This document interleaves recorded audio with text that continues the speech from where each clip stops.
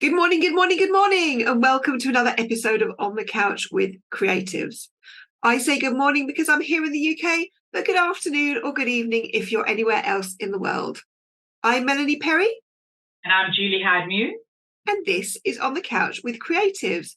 Fans and followers of the show will know that we're part of the Creatives Group, the network for creative professionals across the globe. Together, we help you connect, create, and grow your creative business. So if that sounds like you and you'd like to join the growing number of creative professionals in our network, please do feel free to reach out to us after the show. But this is On the Couch. So Julie, who do we have on the couch today? On the couch today is children's author and publisher, Marva Carty. She's the CEO of the Mango Lime Publishing and the author of Mari Loves Mangoes and Mari Loves Reading. So Marva's obviously a fruit lover. So let's see what she's all about. Bring her on the couch, Melanie. Hi, Marva. Thanks for joining us on the couch.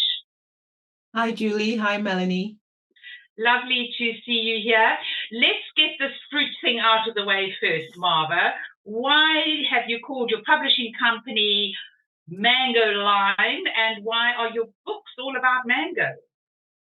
Well, mangoes are my absolute favorite fruits. And lime is actually, apart from the obvious meaning, obvious reference to the citrus fruit, lime is actually a term that comes from Trinidad, which means to hang out, enjoy, chill, relax.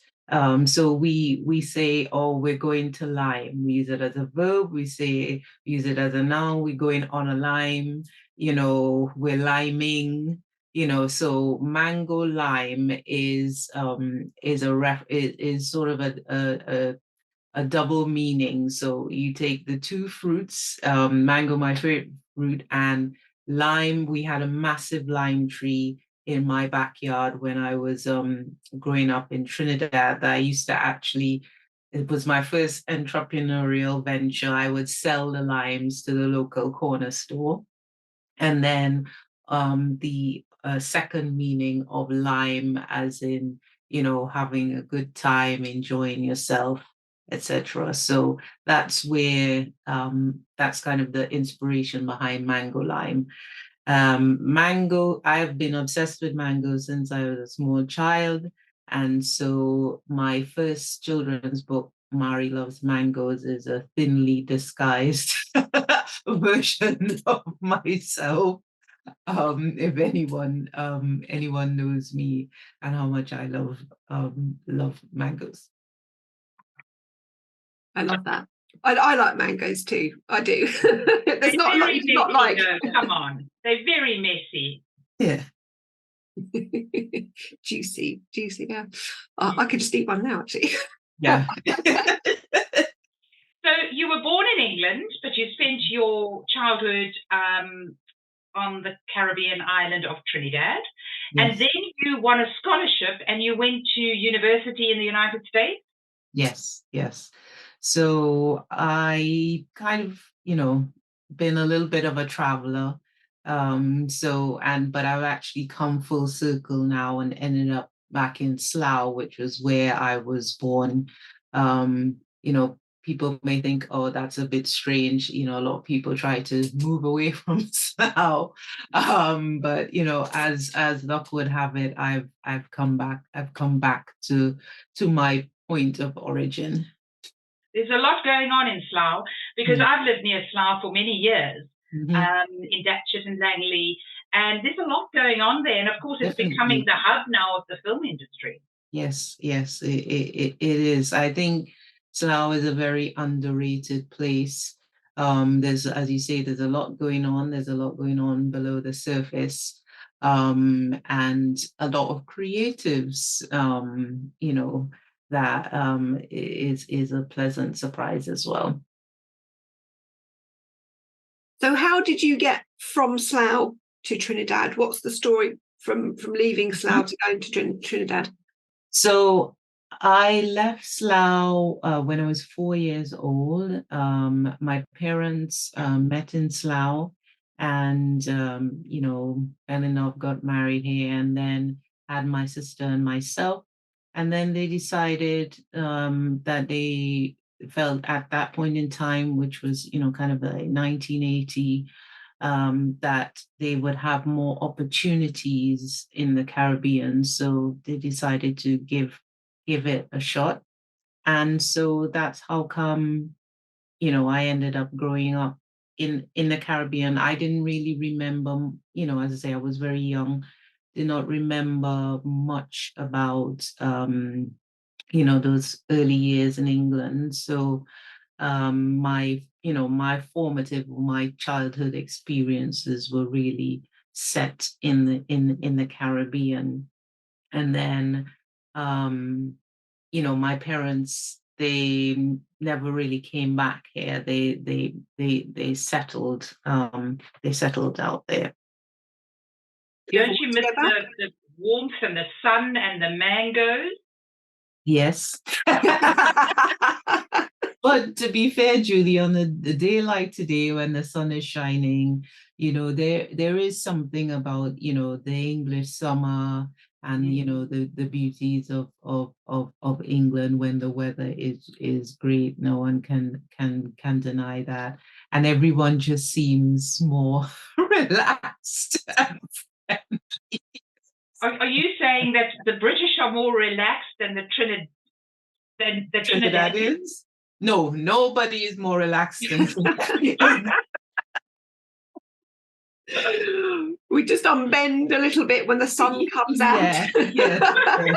Yes. So when did you start writing children's books, and why did you start writing children's books? Well, Julie, I've always had an interest in reading, writing. I think the two are inextricably linked. I would not lie, I was a big bookworm as a child, it's compulsive reader, anything I could get my hands on, to the point where my mom had to like strike a deal with the local bookshops because I was just reading stuff too fast. So there's always been, I've always kind of done things probably more casually, always had that interest. But I think like a lot of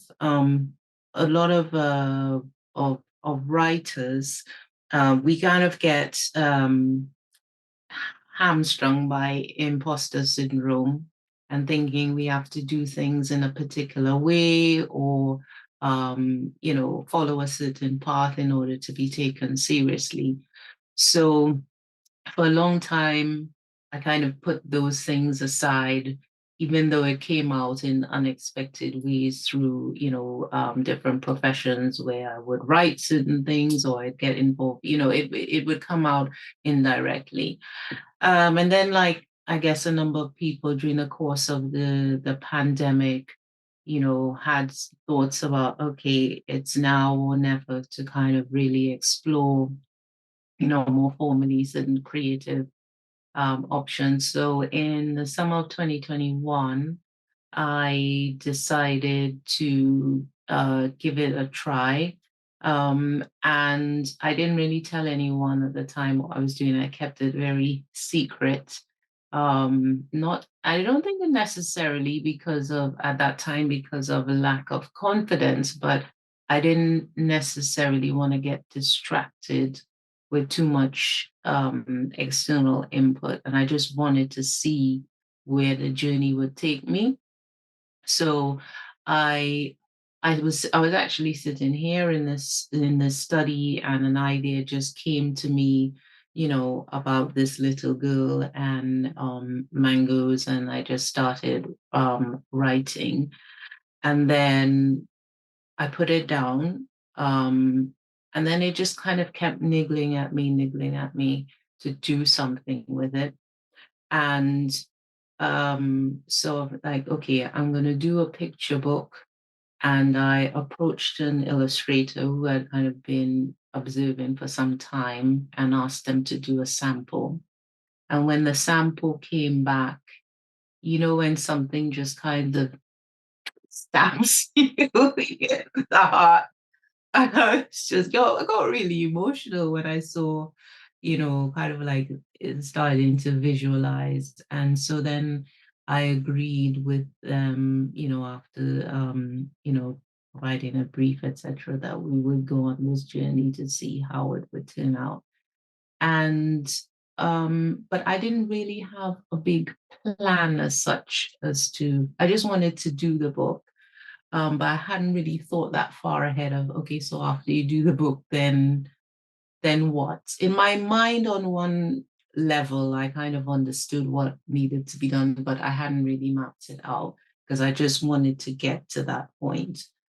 And the things just kind of snowballed from there. You know, I got really positive response, and then a lot of different opportunities came out of it. And I just, it kind of just flowed from there. And then a year later, it was a year later, then I released my second book towards the end of last year. And now I'm working on the third in the trilogy, as well as some other another project. And yeah, it's just been, I couldn't have foreseen how things would play out, just from taking that one step forward. So you said trilogy with Mari Loves, so there's a third book, but do you not see her going on as a series? You know, you could have a whole series of Mari Loves certain things. Do you see yourself doing more? I could do, but I feel that I have, to be honest, I have so many ideas, Melanie. I just feel like for so many years, I've been an ideas person, letting things just mull around in my mind. And now I'm like, okay, you got to the point where you can execute. And I just want to keep it rolling. And also,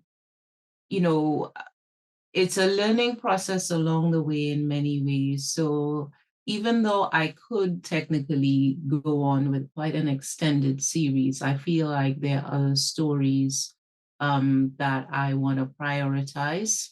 So, yeah. What about self-publishing? Because that is an issue that always comes up when people write and then illustrate and then produce their own children's books, and then they have to find a publisher or they self-publish. And so many authors are self-publishing these days because the technology is there to do so. So tell us about your self-publishing path. So I actually did quite a lot of research, into the different options before I actually started, because I actually had another project in mind before I did my first one, and I just wanted to find out what the different options were, whether it was a case of, trying to pitch, to a traditional publisher, as opposed to going an independent route, etc. And what I think was really important for me was the control of the creative process. And I felt that I had enough of understanding of how certain things worked, from past experience in different roles to feel confident to try things out for myself. So I think when it comes to making that decision about which route you're going to go, I think where a lot of people fall down is that they don't think past the creation of the book. They kind of see, like, I'll write the book and then I put it up somewhere on a platform, whether that's Amazon or wherever, and then everything then takes care of itself. And to be fair to people, it's a kind of a case of if you don't know, you don't know. So why would you assume that there's much more to it beyond that? Because we've never really been educated in that way, because there's never really been a need to. Because for, up until maybe about 10, I would say about 10, 15 years ago, the only real options were trying to break in through the doors of the traditional publishing industry. So it is actually, to be fair, quite it can be very daunting and challenging to know how to make that decision.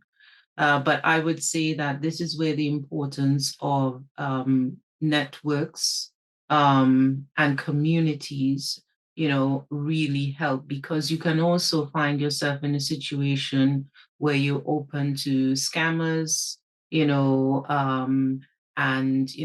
just general bad advice, and you can find yourself losing a lot of money, time, and also you may even lose your own, creative output. So there's a lot to really, so I think it boils down to, and I think that's advice for any venture that you go into. Tread carefully, do some research, and try to use verified sources. Don't necessarily go headlong into stuff, because I see it every single day. I'm a part of a number of different, whether it's Facebook groups, or then every day I see people either have been scammed or about to be scammed, or just generally not listening to what people are advising them, so yeah, it's a lot to process. But I'm the kind of person as well that I ask a lot of questions, and I also sit back and I observe things. I don't necessarily jump into things headlong. So I think that has saved me to a certain extent. So did you decide to self-publish, or did you decide to start your own publishing company? How did the chicken come before the egg, or how did it work? Yeah. So what I did, Julie, is I decided to self-publish. And what I did is I then created my own publishing imprint, which, so my books come under my own umbrella or branding. So it was really because ultimately, I don't want to just only do books for myself, but be able to bring stories from other people to the fore. But I have so much that I want to do for myself first. So I need to get that out of it. But ultimately, that is my aim, to help bring more stories to the fore. It may not necessarily be even in book format. It could be in other, different formats and platforms, but, one step at a time. So I was thinking, both short term and, medium to long term. How did you avoid scammers and things when you just by research? Because you say it's quite an interesting point that there are a lot of people out there who want to part you from your money, or intellectual property, or both. So how can you avoid those things? And are there any telltale signs of certain scams that you've seen that you could say, well, if you see this, smell a rat? Mm-hmm. So one of the main kind of sources or reference sources for me has been a Facebook group by the name of 20 Books to 50K, which, in a nutshell, the philosophy is, you could put in place a strategy where you write 20 books and it could get to the point where you generate an income of 50,000 a year, which, for most people is enough to kind of be comfortable, etc. Right? So that group has thousands and thousands of writers of all different levels. You have a number of 6 and 7 figure authors in there, from people who are just starting, but it's a very tightly run ship. They do not allow. It's very highly very tight administration. You can ask questions in there. There's a lot of resources about how to market your book. There's things on craft. But there's no charge for anything. It's just a community supporting and uplifting self-published authors. That has been an incredible resource for me, to the point where even this time last year, I got a scholarship from that group to go to the conference in Madrid, where I met some of the other authors and founders and people who were just really supportive. So that, I would say, absolutely invaluable resource there. Then the other one is I joined an organization called the Alliance of Independent Authors. And their whole vision is about lifting the profile of independently published authors, making sure that they can get the same level of respect and opportunities as those in the traditionally published world. And part of their membership benefit is that they have a verification kind of service of different suppliers and providers, where if you suspect some, you may want to take part in, particular service, whether that's, publishing service or illustration or editing, they will check that these are legitimate people. And, so that is also valuable. They even have a contract service where if you have a contract that you want to have reviewed, you can send it to them, and they will give you advice, which is also absolutely incredible.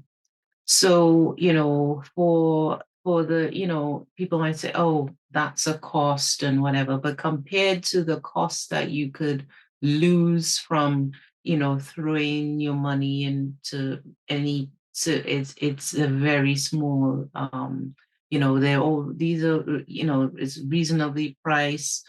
They have conferences, they have lots of free guides on all kinds of different topics, and they're really like the advocate for the independently published author, because we need advocates, because it can be quite lonely and confusing out there. So yeah, so those are some of the examples. And also, it might sound a bit of a cliche, but you follow your gut. If it always works for me, if something's just not sitting right, or you're being pushed to do something really quickly, where you won't have enough time to review it, then ask yourself, why is this person pushing me to do this that quickly? Is there some ulterior motive? So those are some of the key things that have helped me. Brilliant. I think that's top advice, and I think the thing about pushing people to do things quickly, I think that's a big red flag, isn't it? Because, when you're wanting to part with money or partner with somebody, you do need to reflect on it and sit back and think things through.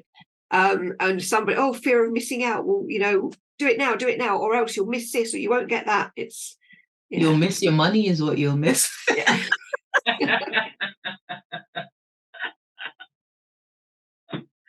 I fall for them all the time. Yeah.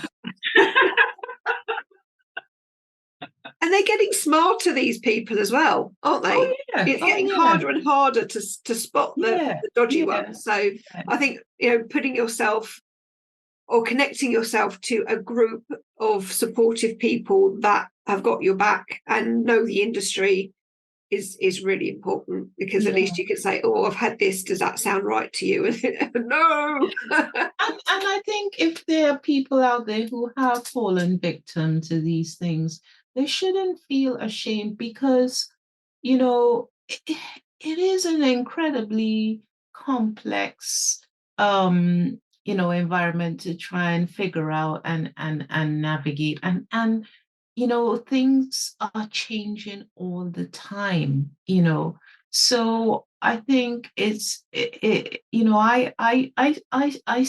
sympathize, because, even as I say, someone who I feel like I'm fairly savvy about certain things, it's just a lot coming at people all the time, constantly. And you really have to have your wits about you, and, in order not to, and sometimes it's not even necessarily, as I said, about scamming, but sometimes just falling victim to well-intentioned bad advice, you know?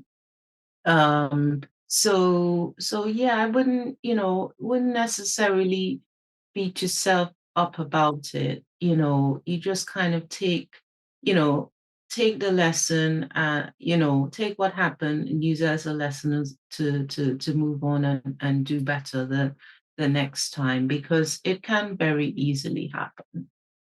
But it is important to be part of a community. As you say, you are part of these author communities. We obviously are a networking group, creators, and we have people from all creative industries and fields as members. And it's really, especially because so many people work from home now, and in a lot of the creative fields, it is an isolated job that they do. So just to feel connected and to know that you are part of a wider family, so to speak, who you can ask for advice, who you can get support from, that you're not alone when you are lost in this mire, the sea of all this the stuff, especially the technical stuff. Yeah. Scammers. And so it is important to be part of communities, especially if you are a creative person working from home.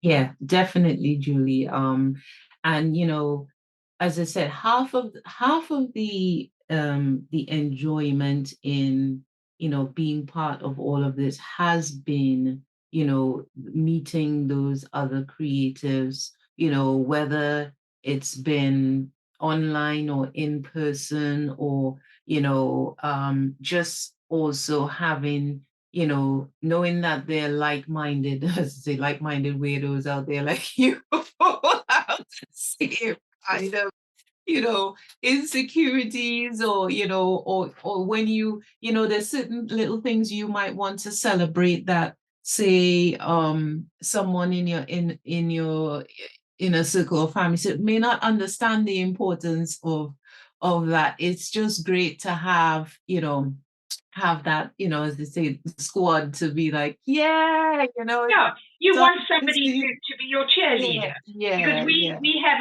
a formal monthly networking event. But also we're starting these fam jams where our members can just come on a Friday evening, and we just talk about what we're up to, what we're doing, and have a glass of wine and celebrate each other and support each other. It's very important. As you say, a lot of your family and your friends probably don't understand what you're doing.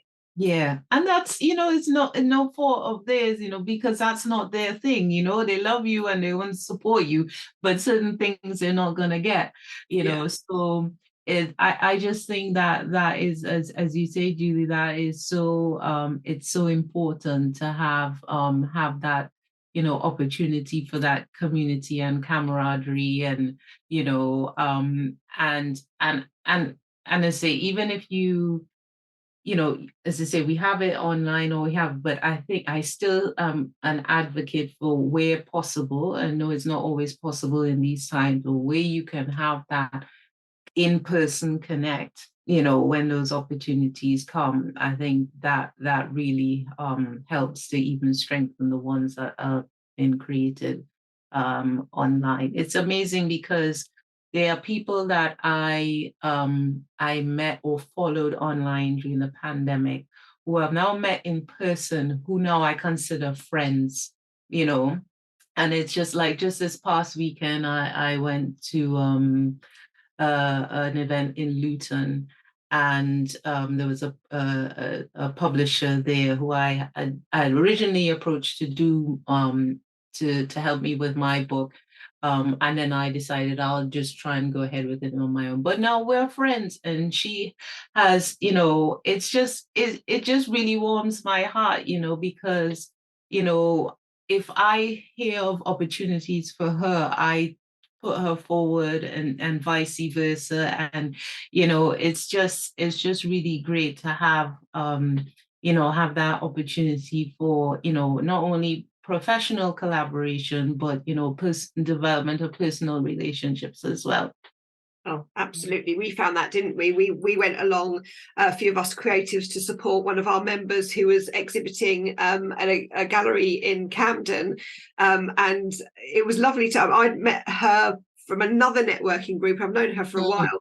And then she joined in creatives, and then another one of our members and his girlfriend came along as well. And it was so lovely. We all got together and celebrated with her for her exhibition, and then had a drink in the pub afterwards. And it was kind of surreal because we all felt like we knew each other for we kind of did, but to see each other face to face, oh my God, you're a real person. I can hug you. Yeah, sometimes you forget that you haven't actually seen them in real life. It's like, I did a podcast with a guy last year, and he was actually in Luton as well. He kind of works remotely. So at the time when he recorded the podcast, he was in the Gambia. He was living in the Gambia, and he came back, and I looked at him and I said, "Oh my God, I didn't realize you were that tall." He said, "People always say that." I said, "You just look a lot shorter online." But I think he was like this really imposing character. Oh my God, you've got legs. Yeah. Let's get on to some top tips, Marva. Give us some top tips for children's authors or aspiring children's authors, because you have given a lot of advice during this chat on the couch. But your top 3 tips for aspiring children's authors. I would say read children's books. It doesn't necessarily mean you have to go and buy out W.H. Smith and Waterstone. Pop down to your local library, get yourself a library card. And that's important, particularly with children's books, particularly if they are younger ones, because you can't kind of do it all through ebooks. You need to look at the physical books. You need to see what covers jump out. You need to see what have a look at what the other kids are reading without being creepy. And get a sense of themes, get a sense of how things are displayed on the pages, look at what's selling. Start doing your research, because I think what a lot of people fall in the trap of thinking is like, oh, I'll write a children's book because it's short, so it must be easy. No, I think it's even harder because you've got. I'm involved with the People's Book Prize, and one of the categories is children's literature. And the books for very young children from the age of, say, 2 to 6, they can be the hardest to write. Because if you don't capture that young imagination and have illustrations that work, your book will fail. Yeah, definitely. So I would say that's a big thing. And secondly, related to that, if you are writing books, you need to get some input from children, and feedback, and do some market research on that front, because I think sometimes we feel like we know it all, and we'll tell them and we're going to teach them about this, and they don't really care about what we want so there's that as well. And then thirdly, I would say there are opportunities to get some help in terms of getting support, coming back to what I was saying about communities and inspiration. I know this may be a bit of a controversial one at the moment, but Twitter is actually a really good resource for authors and children's. So if you are, inclined to be on there, start following, because then they have like open submissions, they have competitions, there's lots of things on there. I ironically only kind of got into Twitter in the last couple of years. I avoided it for a long time. Maybe I've come to the worst of it now, but it's been really helpful to me. I mainly just watch book people on there anyway. I don't get too caught up in all the other stuff. So yeah, I would say start with those, and that'll get you quite far. Brilliant. Yeah, Twitter's a bit of a minefield. Yeah. If you're not into it, don't force yourself to go on there. But if you're there already, you might as well, Depends on who you follow. I have a guilty pleasure on Twitter. I'm not prepared to say what that is, but I also have to be very careful about not getting sucked into some of them just like, ugh.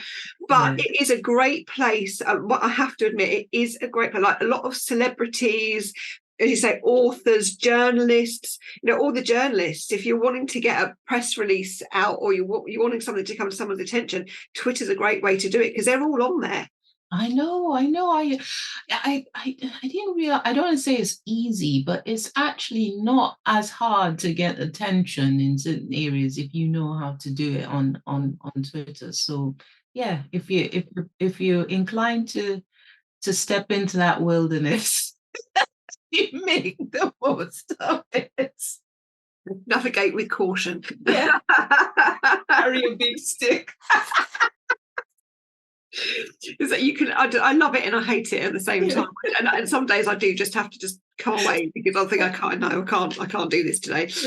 But it can say if you've got a strategy and you know what you're doing, it can be a very good resource. But as I say, I dip in and out, and I haven't been in there for quite a long time because I just can't handle it at the minute. But let's start delving into Marva's wonderful creative mind. Yes. Now, Marva, you sure you want to do that? There's no right or wrong answer to these questions that Melanie will ask you. It's basically the weirder the better, actually, because it's quite entertaining to figure out to find out what's going on in somebody's mind. So just say whatever comes into your. So I've shuffled my cards, and I'm going to spread them out, and I'm going to run my finger up and down the cards in a second, and you just pick a card. You just yell stop when you want me to stop, and we'll pick that card, and that's the card that we will talk about. Ooh, I'm just throwing them on the floor. The first time I've ever done that, I have just thrown them on the floor. Right. Okay. Excuse me. Talk about yourselves for a minute. Now that's a magic trick. I would hold back on that Britain's Got Talent audition now, Melanie. Right. Okay, I'm back. Right. So I've got arthritis in my fingers, and I've been having a really bad attack with my leg and my hand. So that's what I'm going to blame. It's not me. It's my fingers. Okay.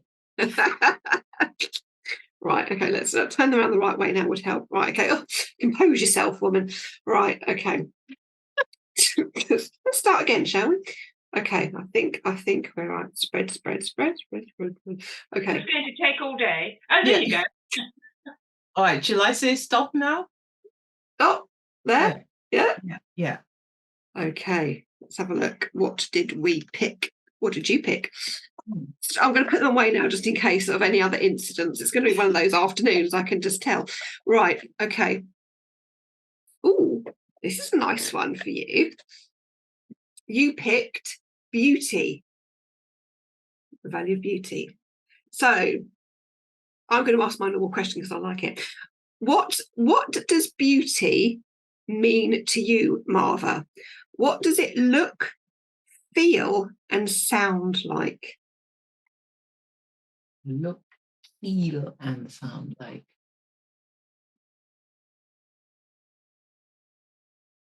Okay. So beauty looks like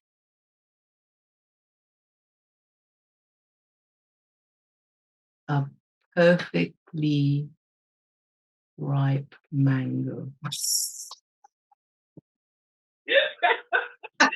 We back to the beginning, back to the mangoes. How wonderful! Yeah, we never really stray far from that theme. But you certainly know what it tastes like. Yeah. It tastes like a mango.